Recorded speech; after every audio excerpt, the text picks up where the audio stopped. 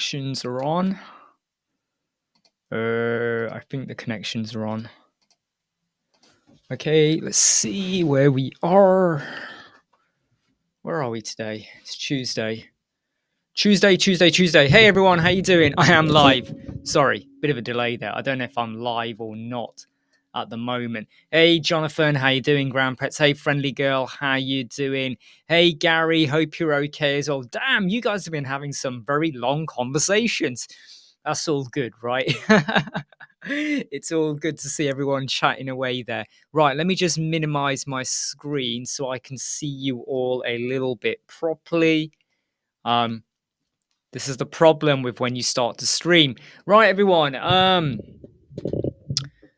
I got a question for you. What's your favorite plugin?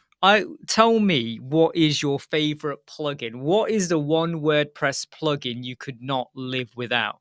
And I'm not talking about page builder or theme builder. What is the one plugin that if it suddenly stopped being there, you'd be upset? What's the one plugin that if it suddenly just stopped working or disappeared? Hey, Maddie. Hey, Jeffrey. Hey, Michael D. Hope you're okay. What is the one plugin you could not live without, like, at all? What is it? There's got to be a plugin out there that, you know, if it suddenly just disappeared, you'd be massively upset. So I'd love to hear your comments on what you would massively miss out. Not miss out. You get upset over. Marcus, time to stop lurking and working in the shadows. By the way, if anyone does want to join the live chat, you know, you can do. Just make sure you got a decent camera and make sure you can talk and stuff like that. So El Channel, I'm not going to say bricks builder, so it can't be a theme or a page builder, right? Can't be a theme or a page builder. It's got to be something extra. So Jonathan has said Elementor again. Not a page builder, not a theme builder. It's got to be something. Now, Friendly Girl says Ninja Firewall, followed by Code Snippet. Mine actually is Code Snippet, because Code Snippets means I can get rid of sometimes 2 or 3 extra other plugins I might have used for some fancy little feature. So it can't be a page builder, Alex. Can't be a page builder, can't be a theme builder. So Peter Kelly goes WP Vivid. Yeah, that's a really good one. Hey, David Lab, not seen you for a while as well. You know, please don't forget, if you do want to join in, you can jump on this link. Yeah, Code Snippets for me. Oops, sorry, I've got to end a workout on my thing because it thinks I'm still walking and I'm definitely not walking. WP Vivid is one of my favorites as well. I don't use it a lot, but when I do use it, I do like to use it. Osvaldo, any clone website Elementor tutorial? The trouble is, Osvaldo, what would you want to clone? Hey, Jonathan, you jumping in? I'm just going to get Jonathan in. You okay, Jonathan? Because I'm sure you've got your kid coming home now from school. So you see, I mean, yeah, jump on and off, jump in and out whenever you can, mate. Don't worry about it.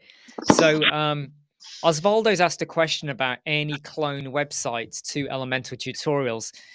I don't do clone website tutorials for 2 reasons. Number one, I don't fully know what you all want, and I always feel like it's pointless in a way. You could take a website and like try and recreate it, but that might not resonate with majority of the audience kind of thing. Can I jump in 2 seconds? Yeah, sure, yeah. I'm looking at you guys, but I'm looking at my computer at the same time. Okay, there we are. We can see. Don't worry, mate. It's all right. And the other thing about why I don't like to do clone websites, Osvaldo, is that there are some AI tools, there are some plugins and stuff out there where you can pop in a URL and it clones it, but they are, in my opinion, rubbish. Because when they clone it, some of them convert a carousel into an image. So what you get is an image of just 3 slides, but it's not even a slide. So I always feel like the way it does stuff isn't great. So that's the reason, Osvaldo, why I've not done any clone website tutorials. Dave then says there's probably not many plugins that he can live without. Bulletproof security. Hey, Shaquille Hills, how are you? Main WP. Yeah, Insta WP, Main WP. I don't use them anymore. I don't use those kind of solutions anymore. I'll tell you why. I find that in the old days, I used to use them. And then I suddenly realized that, that whole one-click solution. So you click it and it updates Elementor across all of them, or a rank map or WooCommerce. Now, I don't look after that many websites. The ones we do look after, they're not many now. I've managed to pass them over because number one, I'm fed up of doing maintenance. Because maintenance for me, if I'm working on the website, I like it. But if all I'm doing is updating your plugins, doing a staging site to check it's run or not, checking your emails go forward or not, do you know what? That's not why I'm doing web design. So I let the clients take the responsibility of that. If they want to pay for us to do it, we'll do it. Now, Jonathan, I noticed you were kind of nodding your head there. Are you kind of in the same boat about maintenance, or do you? I thought about going down that route, but I chose not to because if anything goes wrong, if an update goes wrong, then it's on your head, not them. Exactly. So, for example, like Elementor, we do an update for ourselves, and we're like, "Oh my god, what do we Yeah. do?" Yeah. And the problem is, then the client's on you at all times, and then you're like, "Well, actually, it's not my fault. It's Elementor," but they're like, "No, no, no, it's your fault. You did it." Exactly. So even though they're paying for it, you're like, "Oh, should have tested it first. Damn it. I thought Yeah. it's fine. You said it's fine, but it's not fine." Yeah, to be honest, though, it's a bit like, let's say you ordered like chicken wings off KFC, right? And there was something wrong with what was delivered. Now they've cooked it, and KFC might say, "Look, we're really sorry, but this is what we were given. We've cooked it. We tried to do our best, but as a customer, we were like, I don't care. I don't care where it came from. I got That's it like from you." Just Eat, Uber, and that kind of stuff. The person who's brought it to location, they're going, it's perfectly fine. It's left the shop, and then the shop's gone, it's perfectly fine. And it loads down to the driver at that point. Yeah, Who's at fault? The driver? The chef? Who's at fault? Or exactly. someone took a bite of it. Who was it? Often, though, the customer at the end of the day, they're just going to go to the person who handed it to them. Even if that person didn't even cook it, all they did was sit at the till of the window. The And, last and that's clip, the the same with last clients. phase. Yeah. And that's the same with clients. There's been times when I remember we had a client and they were with One and One as a service provider, and it went down for a day. It was our fault. And I was like, you bought it with them. I never would have told you to go with them. No, but they've paid you to look after the website. So maintenance and stuff like that is a great way of getting recurring income. And I know there's quite a few people on here that are happy to do that. If you know you're doing really basic websites and your clients are really easygoing and they're not rushing, they're not demanding that you do updates kind of thing or loads of changes, you can get away with it. But Simplify it, basically, nice and simple. yeah, but rarely does that ever happen, really, does No. it? Right, Shaquille has said, which plugin would you suggest can be used to build? Oh, do you know something? Right, I've never built a Patreon-based website. However, what you could do is get like there's loads of platforms out there where you could set up a fund me page or a donate page, and then you go and stick the embed code or the iframe into your website. You could do what Elementor have done. So I was pushing them to put a donate button, and they have now finally yesterday they went and got that kind of buy me a coffee donate thing. So Oh, in good. terms of Patreon, you could do something like that. You're probably thinking more along the lines of if they donate, they now become a member. So you might reward them with something. You could use Paid Membership Pro. There's many ways you could set this up. So it very much depends on what is the aim. Do you want it just to donate, or do you want them to donate? Then they automatically become a member, and then they get exclusive access to, like artists, digital artists or musicians. They have Patreon sites. And if you become one of them where you pay, whenever they create a song 1 week before the public hear it, you get to hear it before everyone else. So in terms of a Patreon site, Shaquille, it's about what is your aim, exclusive rights. And my recommendation would be paid membership pro, because it's free. There is a pro version, but you can do so much with the free version. You can set up subscriptions, one-off fee, trial periods, secure access to certain parts of your page. It's brilliant. It's really, really good.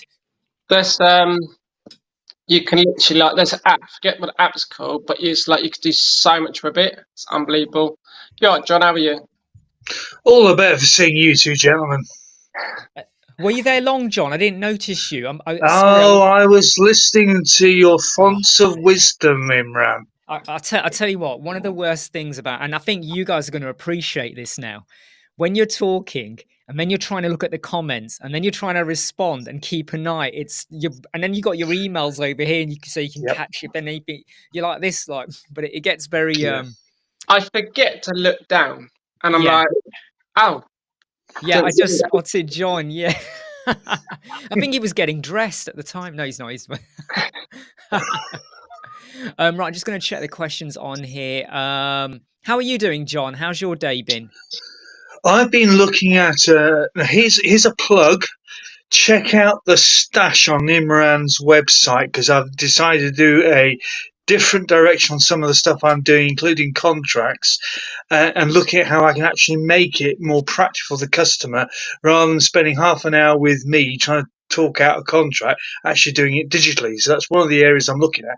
But if you check out Web Squadron stash, man, there's some great documents there. So there you go, Imran, your first plug of the day from me. Thank you very much. I'll let you know into a secret, in that even though the Learn website that we've put out, that course, even though it's about building a website and we have a separate course for how to start a business, I am going to be throwing in a refined, more fleshed out contract in a couple of weeks, and it's going to be more about the resources, and because a lot of people online are saying use Notion, use this, use that, which is great. The problem is, though, is that what they're then saying is they expect the client to then go in and do something on Notion or something. And I sometimes feel like you got to remember, a lot of your clients are going to be a little bit like, oh, I don't want to do that. Can't I just send it to you in an email? So I want to encourage George just to do it. Never mind, put the message in there. Do it. Yeah, absolutely. Marcus, by the way, Marcus, if you do a search, and I'll type it in here, if you do a search for @moth2, you'll find it. These are LED windows, but don't go spending lots of money on them, okay? They're not cheap, kind of thing. Jerry says here, what is a good price for 23-24 to charge for a simple 6 to 8 webs? Oh, okay, right.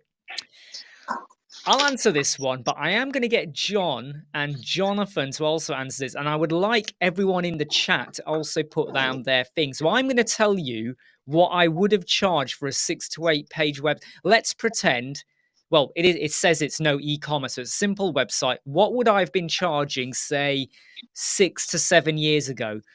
A 6 to 8 page website, I probably would have done for about £300 to £400, as long as they gave us all the content. What would I charge now? Is that included all the SEO behind it as well? No, the SEO. So I can tell you now, 6 years ago, I would have charged about £400 for the website. Yeah. And if they wanted SEO, I would have done that for an extra $360 back then. And back then we were using Yoast at that time, and there was something else I can't remember. So we were doing which I never liked Yoast. Now, if someone said to me do a 6 to 8 page website, they would be looking at close to £4,000. And that's and I'll explain how I justify that. £4,000. And if they did SEO, just for me to install Rank Math and do your homepage keywords, I would charge $780. And for every other page, I would charge $240 for me to go in and do your keywords. So I would give them a breakdown. So the cost would jump up. Now, how have I gone from £400 to 4,000? Believe in yourself. stop looking at stop comparing yourself to Fiverr and Upwork. Stop competing against their market base, because the minute you try and compete against them, you're Right. always doing I this. know what you're on about. It's that what you call a free level game. And Yeah. because like yourself, you got a track record, someone could look you up and go, right, I could do this, I could look at the videos. So you've already got a track record of people know who you are, they could look you up. So it's like a ladder game. You're now back up here, like the very top. You're like top level star. I'd be at the bottom. I would say, yeah, and I think I shared this in a video a while ago, is I would say that even if you know think your own worth. Sorry? Know your own worth. Yeah. What I would say, right, is that even if you think you're at bottom level or wherever you are, I would say that once you know you've got like 2 or 3 really good reviews or testimonials, go up. In fact, what I would say everyone do is what would you like to be earning? So if you want to be earning that and you're that, once you've got 3 or 4 good reviews or websites done, and you know they will back you up if ever you wanted a reference off them, go up 20, 30% in price. And over 3 or 4 stages, you will eventually get to what I call the sweet spot. And the sweet spot basically means that even if you only get 1 website job, say a month, you're okay. Because sometimes if you're only charging, say, 200, 300 pounds or dollars per website, you've now got to hit maybe 4 or 5 of them to get to what you call like the comfortable zone. Whereas what the very first time we started upping the prices, we lost business. People are, oh, you're too expensive. Then you get a different type of clients. You've got the low and the higher. So what are you aiming for? I mean, you end of the day, it's like, so you sell something for £1 in Poundland, and we'll go to Poundland. If you want to go to something like River Islands, then you're going to spend about £10, for example. I'm just chucking words out there at the moment. No. You are right. You're right. Right, here's another thought. Imran's done a series of videos on pricing. Go back a few months into his collection. If you're wondering what we're talking about here, he's done a couple of videos. Now, I'll tell you, one of the sites I'm working on at the moment, I've actually talked about servicing of a car on my maintenance package, because it is so true. The cost of this servicing is something that Imran was talking about a few months ago. And when you look at the cost of the plugins, the updates, the maintenance, and the plugins killed the site, the charge of the emergency breakdown can have a value. I'm giving Imran a bit of time here to respond to those messages. If you notice, he's gone silent with a smile. I know. Do you know what it is? Do you know what it is? I've just so because I'm using EV Mux, and I can basically, show stuff like put the chats on. Where YouTube kind of jumps to the bottom, doesn't it, with your chat every time someone adds. This EV Mux doesn't. So as I was scrolling, I thought, oh my god, there's all these messages I'm ignoring. But yeah, I would definitely say that, once you start going, look, I've mentioned this story before. There's people who have contacted me from LinkedIn and they've never watched a single video, but they've contacted me because I'm always popping stuff on there, advice, tips and tricks, whatever. I'm not always saying, hire me, watch my video, do this, pay me or whatever. The more you put out there, the higher the chance people will find you.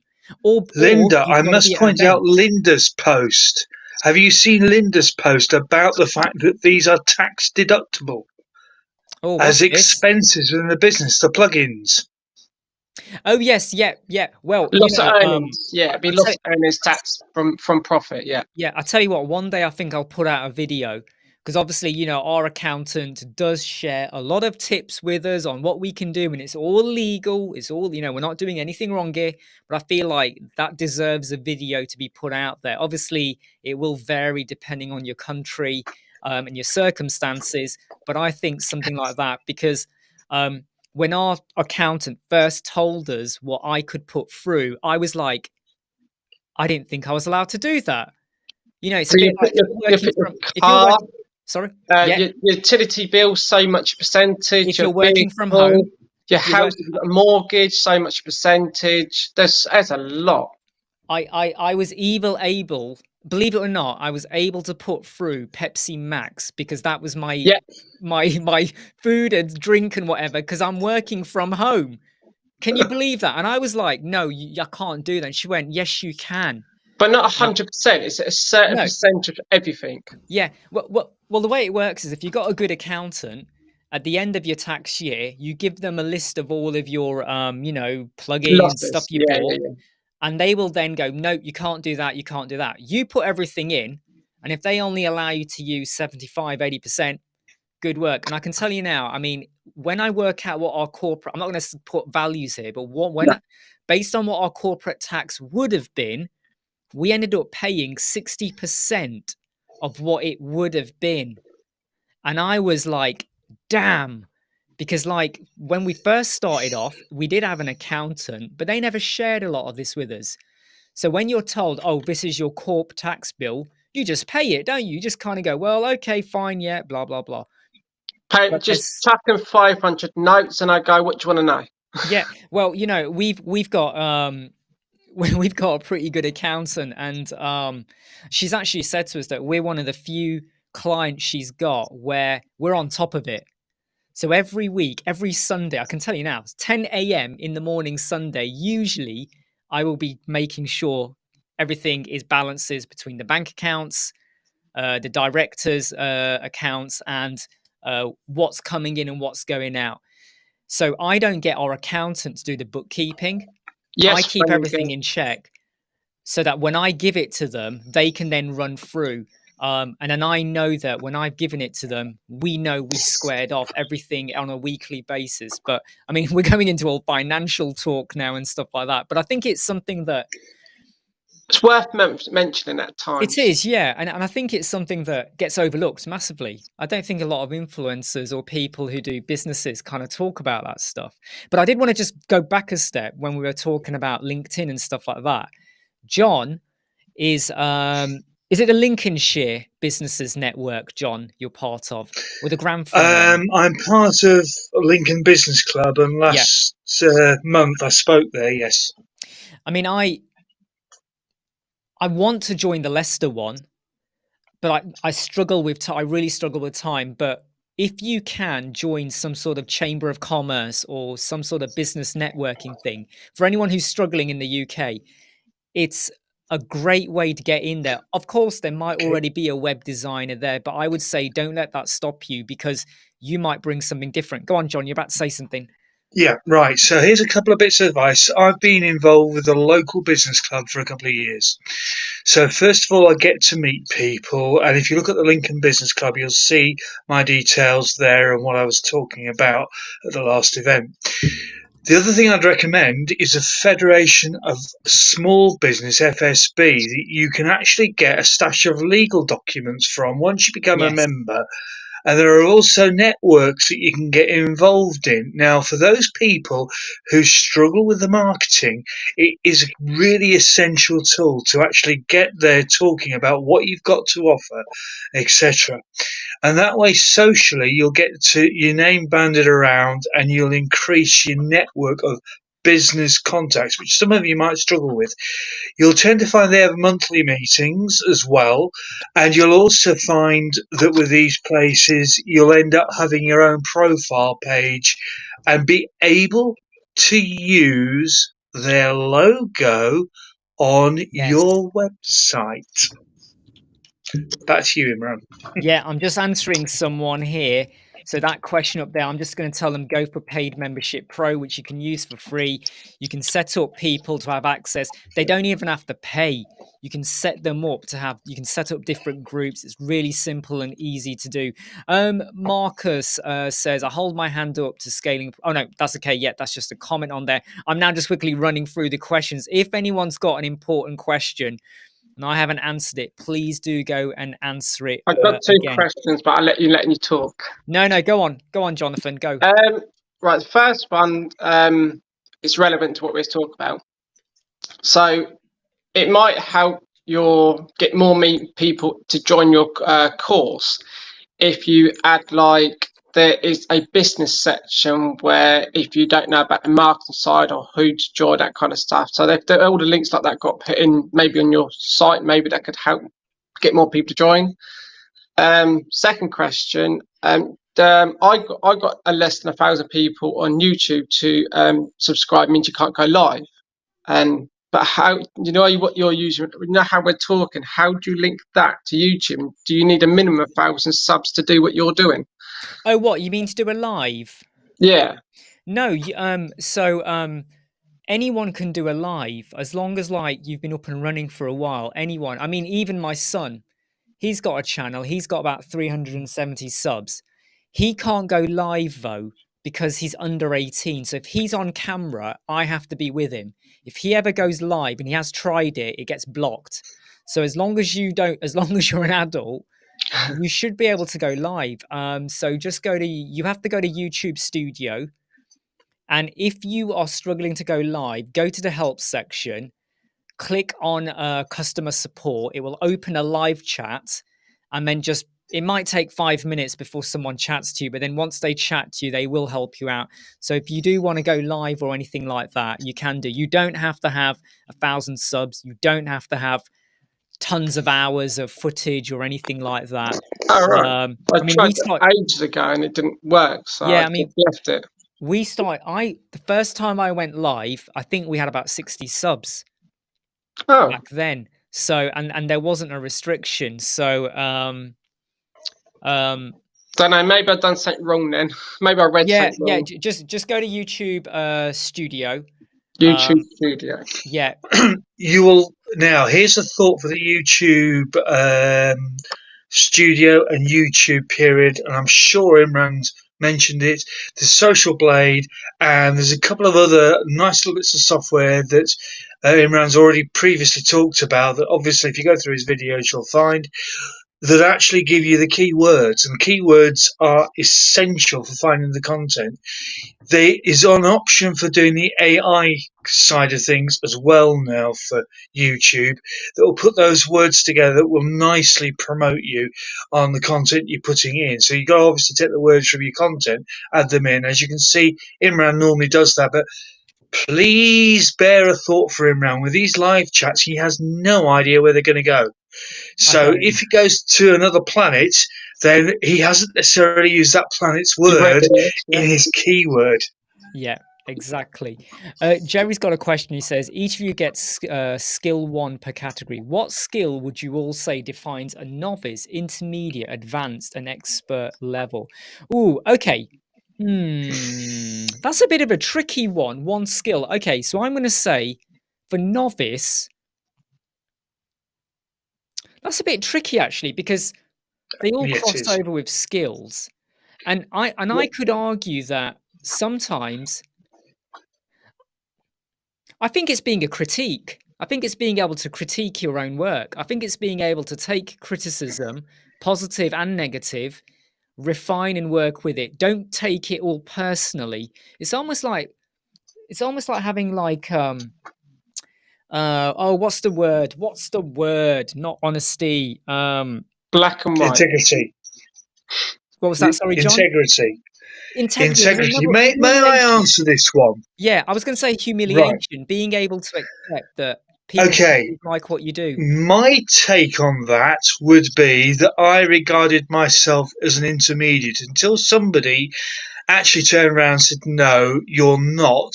And it's a gentleman that's on this screen here today that runs this channel who changed my view of myself. If someone actually turns around and recognises you at a different level, then take that compliment and take that direction. You don't need to promote yourself. If your work's good and you've learned and you've mastered the skills, then other people will see it. You won't need to brag about what skill level you're at.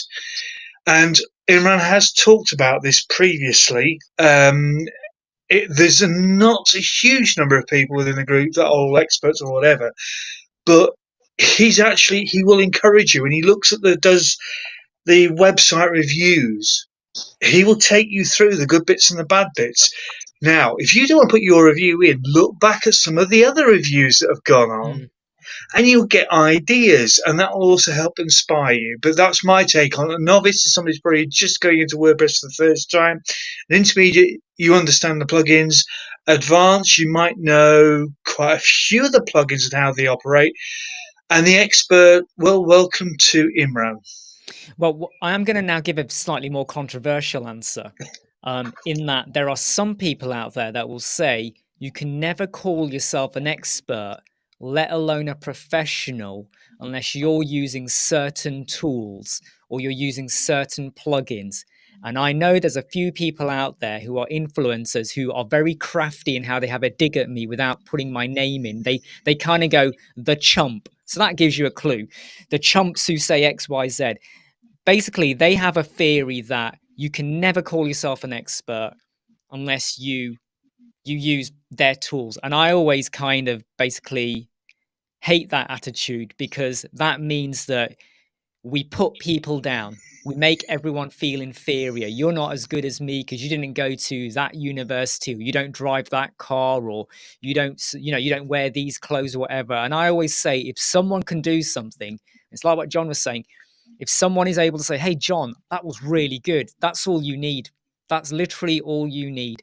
I don't go looking for compliments, but every now and again, when someone says, Michael, I love what you did for me, or Artie, thank you so much for sorting that problem out.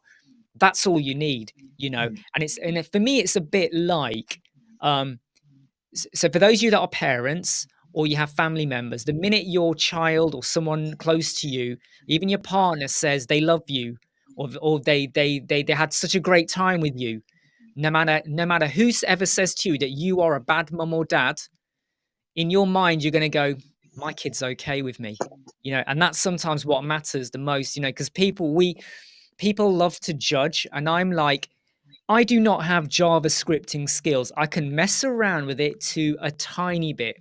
To a degree. Yeah, HTML, CSS, I'm okay with, but I'm not an expert. You'll never get me designing a plugin, but I get by. I'm okay, and I always say to those people, and they don't like this question, they always say, Elementor this, Elementor that, whatever. And I always say that, but if you are a real expert, you're using another page builder as well. So at what point are you an expert? You can't say, don't use Elementor, only use Bricks, or only use Breakdance, or only use Gutenberg, whatever. I'm like, if you were a real, like, hardcore expert, you'd be a coder and you'd make them yourself and you'd give your own name. You'd be building websites like that. You'd be like fashioning them up. You'd be using Microsoft Word, and somehow you'd create a website out of Microsoft Word. I can jump in 2 seconds. A friend of mine, I see every now and again because he's very busy. He's a coder. He's worked for like Halifax Bank, stuff like that. He's like right up there, right up that level. And if I asked him to build something to me, it'd be like, yeah, so let's start at 10 grand. We'll work at that level, and it will start from the scratch upwards. We'll have big companies contacting with big figures. I've got this problem. Okay, he'll just go through the whole entire code, millimeter by millimeter, and go, right, that's that problem. Done. One little bit of code fix the whole entire thing. But someone like me and you go Elementor, and we'll go, what do we do? His sort of person can go into them, direct them, find the problem, and put them and correct it. That's expert, in my opinion. Can I throw something in? Go on. Here's the interesting challenge with WordPress, etc. There are not that many. Oh, well, now we're really going for it. It's George. I'm here. My camera actually worked on EV Max or whatever it's called. Wow, we're really flooding things now. And look, if anyone else wants to join in, they can. Coder up here. This is expert, isn't it? The coder. Artie, yeah. See, the thing is, though, Artie always blurs his background because, like, do you remember in the 1980s when you used to watch TV shows and you had pictures of like scantily clad women everywhere? I reckon he's trying to hide all of them on his wall. Oh my goodness! Now he's gone to. George, how are you doing, mate? Are you all right? By the way, everyone, doing George, okay. plug it today. George, do you want to mention your plugins? So basically, if you've got WooCommerce, I wasn't going for that, your but product, sure. He's now released a plugin which would delete. Yeah, George is on fire. Library as well.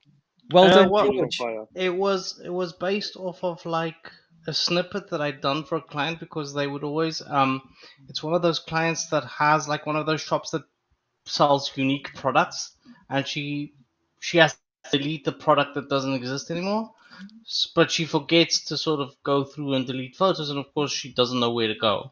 She Got doesn't know you. the file manager, and it was just, oh, I can just delete the featured image. Then you made a video of it from like the Code Snippets Cloud. Snippet, yeah. So that's where I had the code, because I was too lazy to write it every time I needed it. Got it. And then somebody was commenting, but can't you delete the gallery images as well, and whatever, and blah blah. And I made a plugin, and I just said, okay, go. Here you go. Okay, I'm just going to change the layout a little bit over here. Someone's just posted a question here. Where's the women? Yes, L Couch has said, would creating a multi-site be something that shows WordPress abilities, even if only test sites? I'm not understanding the questions. L Couch, can you I understand clarify what that? she means. Is it a she or a he? Subdomains. Lee. Could be a Lee. Well, Lee Couch. Proof you I can can't. create a I can't see the subdomain. comments. Why would it be proof of anything? Like, there are people that don't know what multi-site is, and they might never use it. In my I think opinion, that's like, what's thrown me. nobody would care unless That's- you know what it's used for. Like, most normal users don't understand what multi-site's used for. And Yeah. also, multi-sites have downsides. Like, it's one database. If it crashes, all your multi-sites crash. Yeah. Can I just inspire? That proves that you could actually create a subdomain and put a series of subdomains there. And for that person, it might be just more than a novice level. And therefore, yeah, it does prove you can do something. So don't be discouraged and keep going. Yeah. Right, it just depends on who the client is. Yeah, absolutely. Yeah. I mean, the only time I say to a client it's okay to use a subdomain is if the site is going to be very different from your main website. So you're going to be showing a different take, a different version, a different, maybe one site is for something and then another site is completely WooCommerce and you want to keep them separate. That's the only time. Could you do it like this? Sorry to interrupt. Let's say you're doing like a site where, like an estate agent site, where you've got an estate agent comes on, you make a sub-state, it's directly for the site, and then you make like sub-name Katie, but that's Katie's main part estate agent. That's direct, but it's indirect. That's the sub of that site. Is it, you're referring to that kind of site? Yeah, so it's like we've got websquadron.co.uk, and you've got Learn, exactly. That's the subdomain I've gone and done. So it's connected. It's the same domain, same server, all of that. I don't, yes, I had to get, in fact, no, I didn't even have to buy, I didn't have to buy a domain name. My domain name is Web Squadron. So the subdomain, I didn't have to buy a domain name. That's what's so cool about it. Yes, like you said e-commerce. So you could have an e-commerce, you could have a membership part and a very top membership, like tier 3, tier 4, whatever. And it could be one of the packages within a tier. You will get your own selling site. So you'll get given a list, you'll sub them for their site, comes off yours, so he's not going anywhere else in Google. And then they get the right, you just build their site for them. Yeah. And every month they send you information. That's a recurring membership fee because you're going to sub to that. So they're not you're making them a website, but they're still staying on your site. You're just subbing across. And they're sharing across, but if they click on the top left icon for your logo, it takes it to everyone else anyway. So it's just subbing across. So that in the e-commerce site, that works really well if you're going to do it like that. Absolutely. So I'm going to say, when I show the comments, unfortunately, it cuts across some of you. So I'm really sorry about that. Our team's okay. Are you going to be doing tutorials like I just mentioned? That'd be really cool. Yeah, no, what, for subdomains? Yeah. Yeah, well, I am going to share a bit more about how I created the course website. Just because some people have said to me, how did you do that? And a bit like, if anyone, sorry, it's going to hide the comment. If anyone is on the course website, some are liking the way I've got that fixed button and it brings in the menu with the accordion. They're liking that and how they can jump around. Now, Jerry has asked a really good question. And I'd love to hear from all of you. So I'll stay quiet and let you all jump in. And when you first started out, if you could pick, like, what were your emotions like there? Were you nervous? Were you confident? Were you on fire? Literally on fire?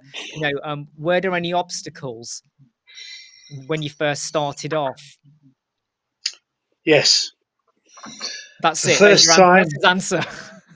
the first time I think when I realised that plugins needed updates and it goes into maintenance mode and the screen goes and I panic because the site had gone. Come on, come on. Broken, grey. I What's broke going it. on? I broke the site that I added a plugin and it went bang. So yeah, there are the first obstacles, and yes, I made a video with one of the members here on how you could actually fix some of the repairs. Brian. So That was Brian. Brian I've got and to go. I made a couple of videos I on ran. different things to do with cPanel. Yeah. Well done. Go on, I've Jonathan. got to come in this 2 seconds. But what I will say, on your new site at the far right, I actually never saw that pink scroll up and down I was looking for. I couldn't understand. Unless I watched your video, I was like, oh, that's what that means. I didn't figure out clicking it. But on that Yeah. note, I've got to go because I've got Yeah, one's going take to be in a care, minute. Jonathan. Look, good to have you here, mate. You take care. Bye. George, I know right now George is probably working on 42 websites because I can actually see his screen. At the moment, it's 4. I'm At connected. the I can moment. see he's got 42 different websites. But I only have 4 open right now. Don't Yeah. worry about it. Not too much. what was a major obstacle for you, George, kind of thing? Like, was there something that when you first started off that pushed you to, like, the point of going, do I really want to do this or not? Or was there no obstacles? Well, look, I did websites for people when I was a student in uni because they needed websites, and I was learning coding, so I thought, why not? It's now that I have too many, if I can say that, too many plans, too many things to do at the same time. Now is the obstacle where I have to juggle everybody. It's not an obstacle of like. I still have imposter syndrome even now. I mean, I know I can do it. I manage 120 websites. I'm not joking. I'll send you a screenshot later about that. But it's just sometimes you're like, why do I even do this? There are days when I wake up and I'm like, why do I even care? Why don't I just close everything down and just tell people to just figure it out themselves? I can honestly say, though, that anytime I get a WooCommerce client, I get imposter syndrome because I feel like they're the most unfun websites to build. There's no, you're like, oh my God, I've got to set this up and set the card. And the moment they ask for something that is out of the ordinary with what you do, you literally sort of go, well, I could use this and I could use that because it's so unpredictable. As their business grows, that solution you use then might not be working or might not meet their requirements. So I think we all get it. And I think that's a really good point George made about imposter syndrome. I think it's okay I still to feel it admit. today. Like if somebody comes and says, like, if somebody looks at a web, like some people have said to me, if a client leaves you, the next dev is gonna throw shut you. And I'm like, okay, fine, so let them do that. But I still like have this feeling where I would say, why did I not do it this way? Or I don't like I have a website from 2015. I go on it now and I'm like, why did I do it like this? Why Yeah, didn't no, No. I hear that. Yeah, I yeah, was I know. working we on all- it yesterday. RT I was like, why? I have RT, that. RT thinks that whenever he goes to the Code Snippets website, I bet Yeah, he that's does. it. No, I think. RT, what about you? Any obstacles? I mean, we know other than cars, which we know are an obstacle for you in the road. That's just Bicycles. current. But Yeah.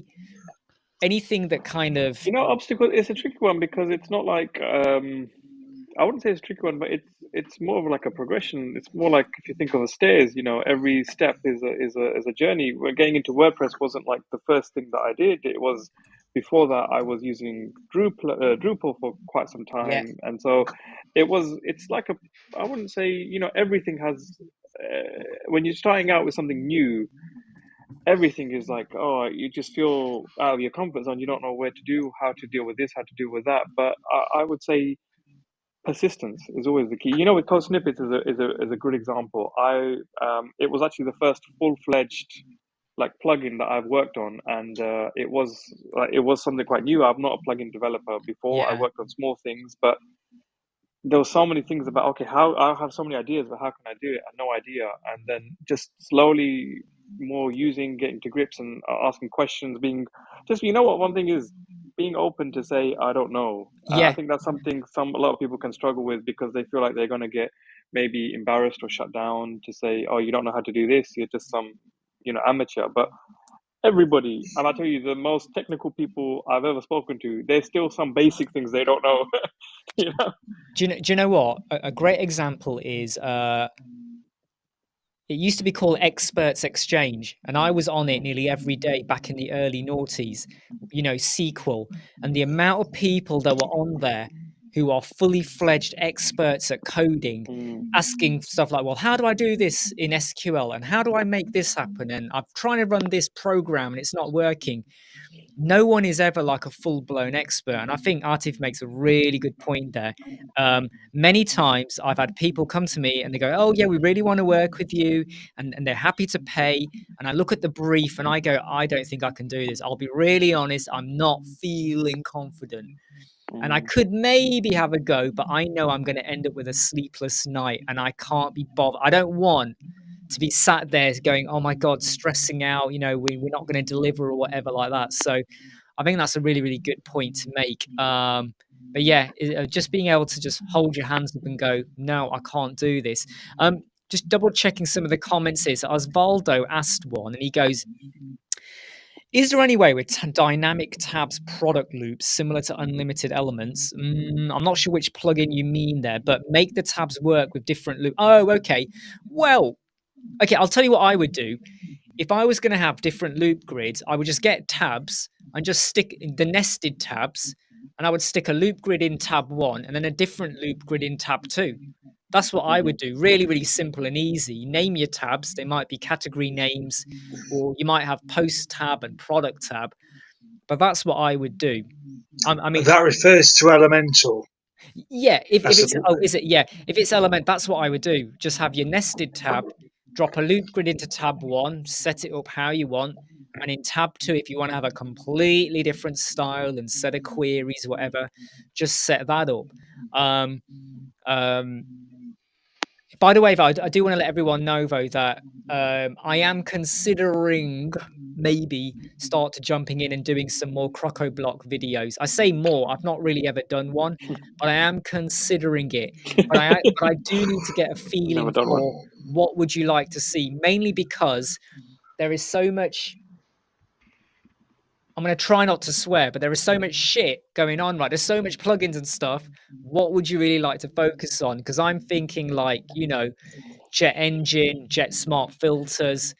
But then again, you see, there's a part of me that goes, but you could do all of that with ACF and the taxonomy filters and Grid Builder as well. So, Imran, can I encourage you, if you look at Paul's videos, they're yeah, about 2 years old. So an alternative tutorial explanation has merit because there have been updates. And when we take on board where Crock-a-Block are actually broadcasting and recording from, yeah. I think they're doing extremely well. Oh, absolutely. Do you know what? Absolutely. And I don't even know I don't know whereabouts in Ukraine they are at the moment. But every time I hear that there's been like a major attack, I honestly can tell you the first thing that goes through my mind is I hope they're okay. And I mean this for Mm, everyone in Ukraine, but believe me, and they're not the only plugin company around there, but it always does pop in my mind, they have, we haven't heard of anything major affecting them yet, but I'm guessing they're in Kiev, I think. I don't know. Now, EX has said, is there any way to block admins from others logging to log in from others' login form, which we create with different plugins? I'm not sure about that. Is there any way to block admins to log in from other login form? I mean, the trouble is though, once you're admin, yeah, that's the thing. I don't think you can. I mean, what I would say you might want to try and do is set up another a user role. So it's not maybe their editor, or maybe you set up one which is like sub admin. But then you're going to have to do a bit of Yeah. like JavaScripting and a code snippet. Chat GPT might help you out, whereby they can have admin rights, but they cannot. I mean, I would probably say just make them an editor, because editors cannot remove or add plugins. They cannot delete people off either. So I would say if you don't want them to be full admin, editor is the next best thing. Would you agree with that? Because it's because it sounds to me like you want to have someone but not have full blown admin. For me, that's editor then, because they can't remove or add plugins and they can't delete. These questions are Admin. always political, Imran. They're all political. Are they? I want to block an admin from doing this. Or I want to block an That's admin. what I I'm don't want thinking. an That's admin what to I'm get. wondering. That's what It's I'm never some wondering. technical issue. It's a political issue going on there. I mean, EX, if you are the main admin, like, so you're the owner of the site, just go and change that person to editor. And then when they say, hey, you just changed me from admin to editor, Yeah, spin no it around, drama. say, yeah, but admin is like receptionist. You're now the editor. You're the editor of the newspaper. Make it sound like editor is like really, really cruel when in fact they're just like lower down the scale now. That's what I would do. Marcus says, um, I lost my mind with 1400, then 56k dial up into. Oh, let's not go back into AOL. Let's not go. We've all been there with 56k, right? And it was the bee's knees. You got to admit that when you connected and you heard that annoying sound, the fact that you knew that meant you were connecting to the internet, it was like a thrilling moment, wasn't it? It was like, yay, I'm connecting. You accepted it. But the first time we got like sort of like broadband, I think the jump was 1 megabyte. I can't remember what it was. No, it went from 56 to Mm, 256, and then it went up to 1 meg. But I mean, you know, now if you heard that noise, you'd panic. But back then, when you could hear it grinding away, I never understood, why did we even have to hear the grind noise? What was the point of that? It just sounded like really weird. So Pez is saying Imran to do crocodile. Look, encourage him, folks. I will do some. The trouble is, though, there's so many plugins for Crocoblock, and if anyone from Crocoblock is watching, I support you and I love what you do. I just always feel that the overhead to get the full kit is huge mm, when you think about what you can get for other plugins and stuff. And I always feel like I like what they do, but you could do a lot of what they do without that massive overhead, which is why the new Elementor website course, the only premium plugin in that entire course is Elementor Pro. There's no other premium plugin yet. There might be later, but not yet. Because I want to make it accessible so that if someone is like first time they're using Elementor, as long as you've got Elementor Pro and your domain and your hosting, you should be fine. By the way, Artif, how is your finger? Because you've not raised your hand. yeah, it's gone now. No, I'm joking. It's the bandages off. Bandages off there. It's much better. Yeah. Really? And Movement is a bit restricted. It's a bit restricted, but it's getting there. But okay. yeah, be told to take it off and start trying to move it. It's still one click at a time. Yeah. Typing one at a time. But I was about to ask you about the clicking, like your speed of productivity kind of thing. By the way, Artif, you would have seen the video come out for Code Snippets, or you might not have nice, seen it. It's the explainer video. nice, And there is an explainer video coming out every day until Saturday, which are shorter snippets. But nice. if Yeah, anyone, format looks really nice. yeah, but if anyone hasn't, if anyone is using Code Snippets and you are signed up to the Code Snippets cloud, go and watch that video to understand the amazing features that have come out. Because we spoke about it last week with Verdi and last month with Artif as well. You do need to have Code Snippets Provo. But I'm pretty sure Verdi was going to put out a coupon code, or he did put something out, and I'm sure he's going to have a Black Friday deal. The benefits of Code Snippets Pro are major. I can tell you Yeah. now, they are major. And I have to say that because Artif's here. When Artif jumps off, right, we'll all just start spitting on the floor. Yeah, it's the worst piece of rubbish. No, it is. And I'm glad. And I think it was all about, I think the key term is patience in terms of like Pro came out and a lot of people were saying, well, where's the new features? Where's the new features? I think it's a testament to the team, but they invested so much and they did that. Skelementor, what are your thoughts to Skelementor? Because I tell you what, I've been talking to him behind the scenes on Sunday and yesterday and today, and he's a wonderful guy. And I tell you what, I'm so glad he set the donate button up Yeah. and people have donated, because I feel like I can tell you, I think at the moment, based on when I last checked, I think he's generated about $100 and something worth of donations. That Wow. doesn't sound like a lot to us. I mean, Yeah. even now we'd be Yeah, I like, "Hey, mean, yeah, pizza night. We're gonna go get a movie. You know, we're gonna go get pizza in now." But for someone in Bangladesh, $100 so far since he did it yesterday, that is a lot of money.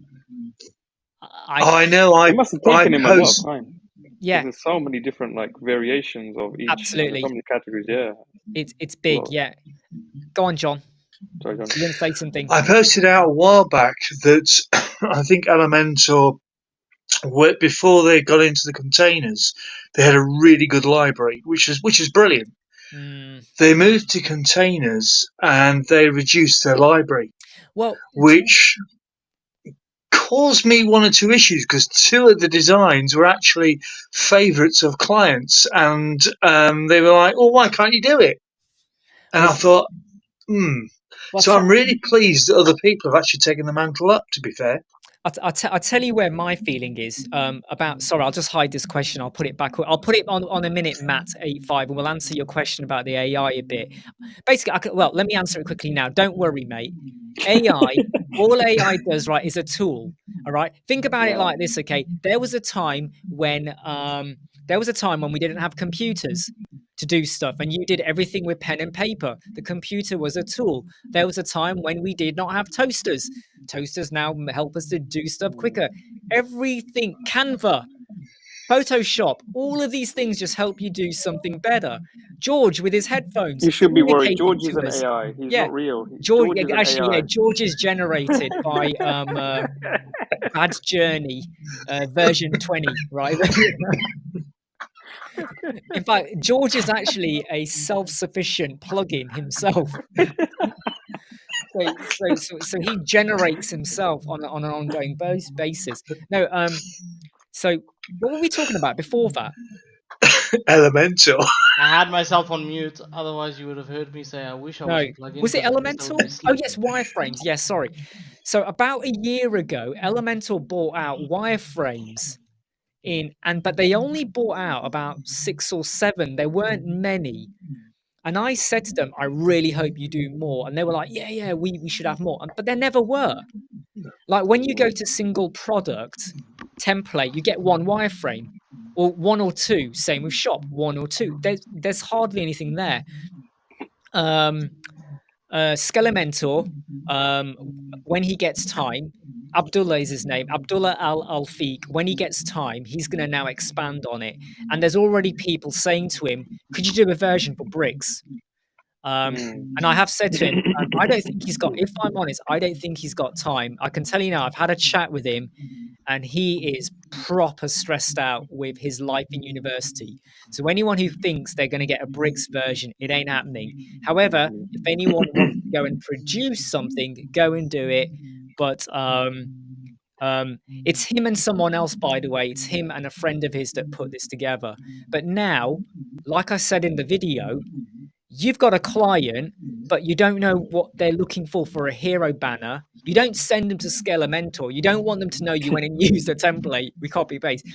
You take screenshots of the ones you think they might like, and you put them all in an email or a document, and you go, well, which one do you like? And they go, I like that or a bit of that. And away you go. But like I said in the video, I hate. Oh, Artif and me have had this conversation before. Footers. I despise footers. But Make them great again. have you seen how many? Yeah, make them great again. We're not doing that one, okay? Make footers great again. No. We're going to get the wrong. Things will go pear shaped now. But have you gone to Skelementor and looked at the footer templates? Just look at the range he's got. And even though I hate doing footers, you will find something that's going to make you go, you know what? Yeah, we could use that. Yeah, you got to substitute the values. But the beauty about Skelementor, and this is where Elementor have gone wrong. In fact, Bricks have gone wrong with this as well. Even Bricks. Because like when you go to Bricks and you go to template, they have these like templates with pictures of holiday resorts or accommodation. Mm. I don't care about that. I don't want that. And sometimes the images put me off. All I want to see are the placeholders. And Yeah.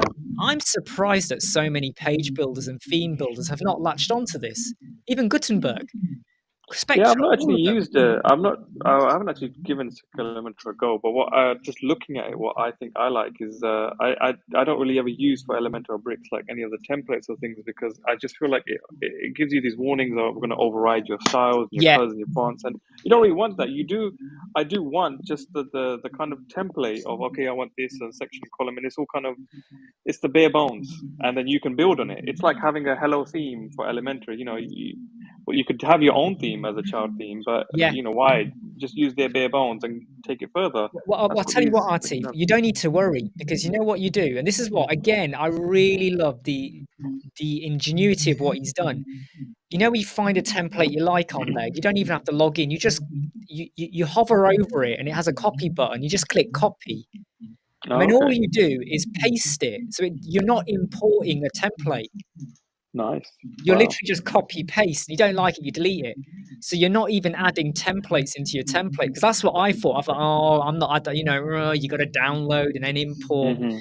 It's just copy paste. That's how. Nice. So I have told him Bo that he has made a few mistakes. So he does like a parent container, then a child container, then another child container. And I have said you could have done all of that in one container. So Uh, sometimes he's overdone the containers a little bit. But even if you copy it's the paste, Elementor way. It's the Elementor it is way. the Elementor He's way. staying You're true to absolutely right. Elementor. But it's not. It wouldn't It take has you to stay long true at to all. Elementor. Yeah, it wouldn't take you long to move them out of the child container and stuff like that. Just gonna double I check. bet there's been an interesting conversation between him and Verdi. I don't know. I don't know. Verdi, I don't know if Verdi found him or he found Verdi. I have told him, Bo, you might just need to double check because there is a skelemental theme. Have you contacted them? Are you sure you're okay? Because their theme's been out a while. You've now got a skelemental name. You might need, you just double check what's going on there. But I've got a feeling that they would have heard about him by now, because like I did a video and Verdi mentioned it, but I if I was Elemental, I would reach out to him, pay him a sum of money or something, and take all of those templates over, or support him in some way, because that site is a great marketing machine for new designers. Hey, you're a brand new person. Yeah, make sure you go and watch Imran. He's super cool. Go and watch all of his videos. Go and binge on them. But if you want some quick templates, jump over here. And I think this is going to spark someone out there who's now going to do a breakdance version, a bricks version, a good some other version. And I think George is creating it now. George is practically I'm releasing not. it right now. I'm working, Uh, but I'm not It's doing coming that. out he's right now. publishing it on the org right now. Yeah, yeah. He's, the trouble is, George, Atif, he's got more fingers. yeah, it's going to be called georgethementor.com. He's gonna beat me to it. Yeah. I'll be doing it one click at a time. Watch out, George. Pigstar's going to beat you to it. So just watch out. All right. That's why he's not even on camera right now, Pigstar. He's kind of there. Just checking some of the questions coming in. Yeah, so this is an interesting one, okay, because it's on the news every day, and I get really annoyed with the radio presenters who start talking about how people are going to use ChatGPT to create a nuclear bomb, and I'm like, no, I think you need more than just ChatGPT. Yes, it might tell you how to do it, but you still need uranium, right? You still need the 1.8 gigawatts lightning bolt. You're not going to be able to do it that quick. But I use in fact, I'll ask all of you. I use ChatGPT every day. Yeah, we got Bard. Yeah, we got Bing AI, but I just like using ChatGPT. How many of you are using AI a lot, or how often you use it. I don't use Midjourney anymore. I've cancelled that. It was great, but then I realized it was a bit of a gimmick. I don't need it, so I've cancelled that. But ChatGPT, I do use every day. I don't use the premium version. I'm still using the free version. I'm happy with 3.5. Any of you using AI or regularly or something different? No, for sure. I do use ChatGPT, especially it's very good. I found just to help give some inspiration and ideas, content ideas, or just like a tagline or something, just to get the juices going. Other this now, there's like a bombardment. Everything has got an AI tool, and a lot of them are quite gimmicky. So there's not some that I may use just as a one-off. The ChatGPT is, I guess, the core one that I would use. I don't use it daily. Apart from that, there's if you are a bit of a coder, there's a VS Code extension called Copilot, Yeah, and that's amazing. That's the only thing I've paid for actually, because it's absolutely amazing. It really helps just speed up. And I think there was a lot of things with developers and programmers that are saying, now that there's things like VS Code, this Copilot, and other similar tools, there's not going to be a need for coders or programmers, developers. And it's like what you said, these things are just the tools. They'll help you get the job done quicker. absolutely. I'm just gonna say something to Friendly Girl, and I'll reach out to John and George if they like to use AI. But Friendly Girl says that instead of the hosting, Elementor should have bought code snippets and Crockablock. Yeah, I'd love it if they bought code snippets, but that's all we'll say about that. uh, John, do you use ChatGPT a lot, or I AI? Sorry. use it, but I'm aware that the last 2 years some of the data's not up to date, so you have to be careful with some of the content it produces. Yeah, I also use Word Hero, but there again, I bought a lifetime license on it, so I might as well get my lifetime out of it. yeah. So I combine the two for different reasons. I don't tend to use at the moment the Elementor AI and No, the images or the text. I tend to use other software packages that have got more of a focus. yeah, I am gonna say with you, I think that was it was more like a PR move, but I think it was a bad move. I just don't think it's cut out to handle what we want to use it for. And I mean, I'm okay with the fact that ChatGPT is 2 years out of date because I use it to help write code. So I know that the way you write code is not going to be, unless you use a different programming language, is pretty much okay with that. George, do you use AI a lot? I have fights with AI. You have what with AI? Fights. I fight Fights with with. AI. See what I mean? Two He is AIs a fighting each self-produced other. That's machine. a No, I'm that's a joking. video to I watch. do use ChatGPT like for stupid things when I'm too lazy to remember like a function in WordPress, and I don't want to Google it because I don't remember what it is. Especially for WooCommerce bullshit. No offense, but but I'm always like, no, that's wrong. You didn't think about this case. That's stupid. And some days I just type, today you have said nothing correctly. You have been Really? way too stupid for the day. That's why I'm going off. I should send you my little like chat log. I Wow. don't use. Yeah, Do you know we're what? very good friends with ChatGPT. No, I'm joking. No, I'm not joking. I do actually say that was stupid, but it's more I'm to gonna like make send. it Don't you perfect. like it when ChatGPT apologizes It and does. then It Yeah. you goes, "Oh, I'm point really out one of its sorry. Oh, mistakes? You're like, sorry, I oh, I'm got so this sorry. wrong." How did I do that? I'm going to send your photo to James Cameron, George, Who is and James I'm going to Cameron? I say, if you are understand planning a the. new Terminator movie and you He need an directed image the for Terminator. Skynet, there's the George is man. kind of. There's the face. That's No, what no, you you want. know what it is. Like I was showing somebody the other day, and I was too lazy to write the code, so I just did it in ChatGPT. So because the developer was telling someone that they couldn't do a hover effect if they don't sacrifice the other effect, and I was like, no, the one thing has nothing to do with the other. Here's the code to do it. Send it to him. If he doesn't understand it, then tell him to call me, whatever. And she was like, oh, but you use ChatGPT. I'm like, yes, of course I did. I'm not going to waste my time on this. But the funny thing was that it was wrong. So I was like, that's wrong. You should take this into consideration. She's like, why are you telling it what to do? I'm like, that's the difference, right? I can read if it's wrong or not. I do Yeah, understand that's code. important. It's just It's I just I think don't that's want the to waste my important thing time. about using things like ChatGPT or AI tools, because even like Copilot, it will try to autocomplete. If you're writing a bit of code, it will try to help you and autocomplete it. But sometimes you still have to know what you're doing, because it can go off on a tangent and it might Yeah. start doing things, and then you have errors and you're like, well, why is that not working? But you can't just leave everything to AI to do. You still have to know what it's doing and how it's doing it, why it's doing it. Now, question that came in from Phil, who, oh, we've lost George. George has been found, everyone. George has been found. Kyle Reese. Oh, no, he's back. Oh, no, he's gone again. We found him. Oh, don't ChatGPT worry, George. Don't coming worry. after you, George. It's coming Don't you after you. worry. We can hear you. So what is holding you back from creating your own theme? Do you know what? Number one, if I'm honest, I don't know if I've got the right skill set or time or dedication to maintain and look after it, because George has created plugins. Artif works with code snippets.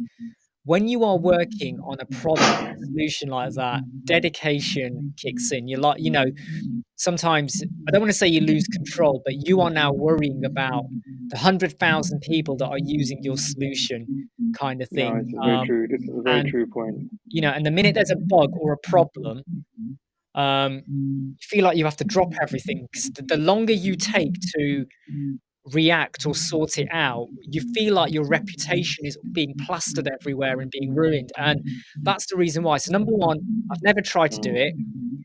There's probably going to be bits that I won't understand, but I just don't want that headache. It's bad enough when you build a website for a client and the website then has a problem and the client calls you at like 6 p.m. On a Friday evening. And there was a time when, I don't know if you guys remember, but there was a time last year or sometime 2 years ago, maybe, or sometime like that, where me and Raheem, we went to spend a couple of nights in town and we were going to go do bowling and stuff like that. And we were at the train station because I said, let's get the train instead so he gets to, have a bit of a laugh as well rather than just driving. And we just about got on the train. And then I got a message come through from a client. And it was a high paying client with a lottery website, loads of stuff we'd set up for them. And they were selling tickets. And people were, like, win a car, win this, win that. Really, really well done. And then everything failed.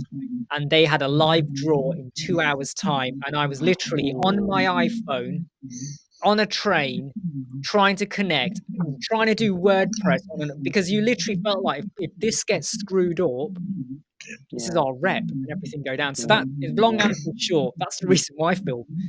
I can see Artif and John nodding there. No, I totally agree. I'll let John come in just to make a quick point on that. I think being part of Code Snippets, I'm someone that comes up with loads of ideas, and I was really, very much, I had a few ideas for a plugin, and I was like, yeah, I want to do it. And then I started getting involved with it, and I just think being releasing something that people will use, you just you do get that pressure that, okay, what if there's an issue or a bug. I think that's one thing if it's free and it's available and you're like, okay, well, it's free, so you know what, you get what you pay for. But if you start charging people for your plugin or your theme or something, or an add-on, and then it goes to goes to crap, then you're even more, that pressure just gets even more compounded. So it's not something I would very easily jump into No, myself, yeah. especially. Yeah. John, do you, Yes, I can. Here's an answer to the question.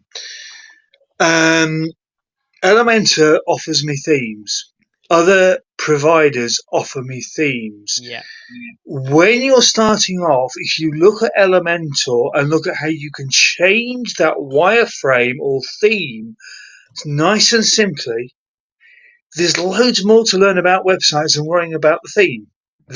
Another key thought process that goes through my mind, I have a mentor that is actually helping me develop a business, etc., who owns about 70 or 80 odd businesses, large number of businesses. And he took time to sit down with me and say, your colours need changing. We need to make a few changes. And you're not the person to do all those changes. He said, you haven't got the skill base. And I accepted that. So find your skill base. And if the theme development isn't the thing that gives you a buzz, focus on what's already available so that you can adapt quick and learn to build the sites the way we're already learning, folks. Yeah. So I'm going to say, I'm just going to throw this in there now, 2-minute countdown. We've been live for 1 hour 14. So time flies. I think so. You know, John's been on, you've been on a while. Artif, you've been on a while. Time just absolutely flies, everyone. You know, it just kicks in. Just one thing just to mention about this. I think I don't want to actually discourage anybody who's watching to like go and build a theme or a plugin and not do it because listening to us. Because I think, you know what, it's one of the good things about WordPress is the community, Yeah. and that's open source. And you know, you get to try different things, you get to see how different approaches. So if you are interested in doing it, I don't, you know, weigh it up, but don't shy away from it. Give it a go. Yeah, absolutely. And yeah, and I think that's a really good point in that if you know you can do it, do it. I just know that you know, I just is I just know that I would seriously struggle to put any time or anything like that. Plus, I'm quite happy with Hello or other you know, or if you're using Bricks is your theme. You know, but Phil did say that he was actually not referring to like themes. He talked about more like for block themes. Um, Again, I mean, I've tried so many times. I'm still not a fan of using block themes, Gutenberg, all of that. Yeah, I still don't get excited. You know, it's got to pull me in and make me go, wow. And I feel like we're still, I say this every year. Maybe next year we'll get something or the year after. But I think the trouble is, though, that every time Gutenberg and all these other solutions, you know, generate all of them, they go up a notch. The other plugins go up a notch as well. So, like this time last year, I was very dismayed by Elementor and what we were getting. And then the loop grid came out, and suddenly I was like, ah, they're listening now. So, you know, I feel like, you know, the moment Elementor shuts shop and I now panic, that's when I might start looking at Gutenberg. Because at that point, if Elementor goes bust, I will now go, right, I'm now going to build just using WordPress. I am not going to now start supporting or buying into another solution. But yeah.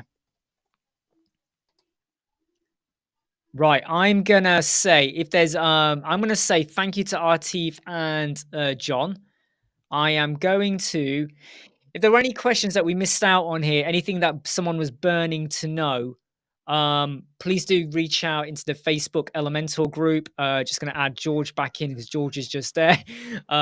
I was always here. I just turned off the camera I because things were know, I happening know. I behind just me. thought I'd just let you pop back and say goodbye. But yeah, if anyone's got any No, no. burning questions, the Facebook Web Squadron group, and don't forget the Elementor website course, where if you enter in the coupon BOOST, BOOST, you get an extra 25% off. But that's all you get. but be glad about that. All right, look, Hollis, great to see you here as well. But I'm now going to jump out. So thanks to Artif, thanks to thank John. you. Thanks to AI. Sorry, George. Chat G. I can't remember your name now. Bard, whoever you are. George, thank you to you as well, mate. I'm not answering that. I think I can high five Artif if I Bless go you like all. that. If I go like that. Yeah, there you go. High five. And I think I can high five John as well down there somewhere. If he reaches up other corner, there you go. And George, I'm just going to pat him on the head like that just to check he's all right. All right, everyone. Take care, everyone. Thanks for that. See you soon. I'll be Bye. back tomorrow. See you then. Bye. Bye.